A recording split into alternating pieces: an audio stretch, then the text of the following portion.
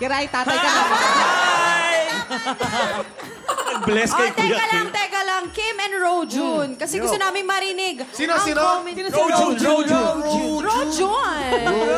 Sabi mo Rojun. Rojun, kasi syempre importante si Rojun. Kaya dapat ganun binibigas. Isa pa nga.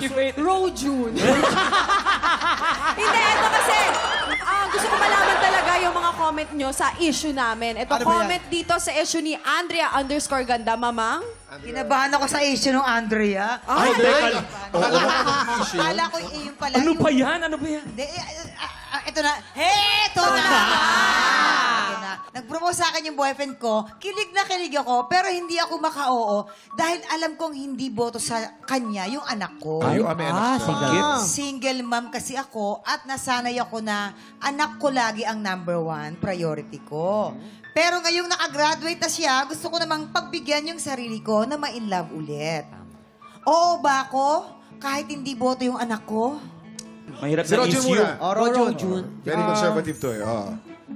Para sa akin, kasi siyempre, alam ko na yung anak, mahal na mahal yung nanay niya. Naniniwala naman ako na kung boto kasi yung anak, ibig sabihin, may nakikita siyang maganda sa lalaki na yun, sa boyfriend ng nanay. Pero kung may nakikita hindi maganda yung anak na yun, siyempre, poprotektahan niya yung nanay niya. So, hindi niya talaga ipapago yun. Yun yung Ang perspective mo bilang isang anak. Yes, yun yung sa akin. So, boto ka dun sa anak. Doon ako sa anak. Kasi kapag yung anak talaga, mahal mo yung nanay mo, gusto mo yung kasayahan niya. Pero kung ayaw niya kasi yung lalaki niya, may nakikita yun na hindi maganda. Parang kay Waki. Ikaw naman, Kim. Ako naman, sa tingin ko, since yung nanay naman napagtapos na yung anak niya, napalaki na maayos, feeling ko deserve naman niya maging masaya this time.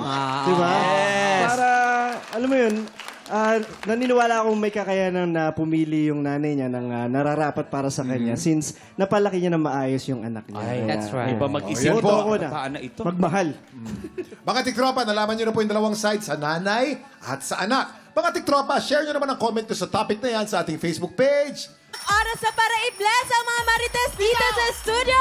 Heto na nga!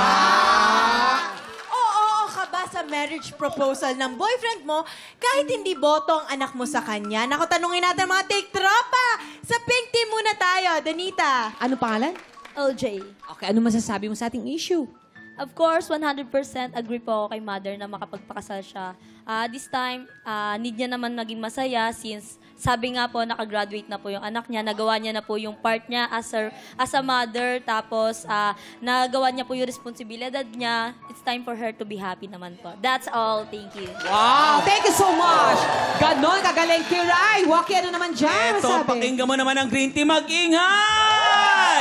Dito naman sa mga tiktropa natin. Sino ba? Eto, mahal ko. Ano ang pangalan mo, my love? Darren po. Okay, ano bang comment mo sa issue natin today? Ako naman po, ang pagpapakasal po kasi isagrado po. Dito sa Pilipinas po kasi wala po tayong divorce.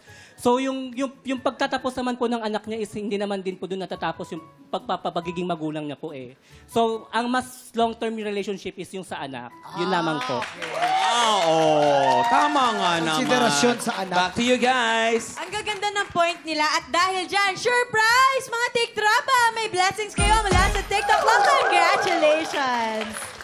Tiktropa, pinanood mo hanggang sa dulo itong video na to, very good ka! For more happy time, watch more TikTok Lock videos on our official social media pages and subscribe to GMA Network official YouTube channel.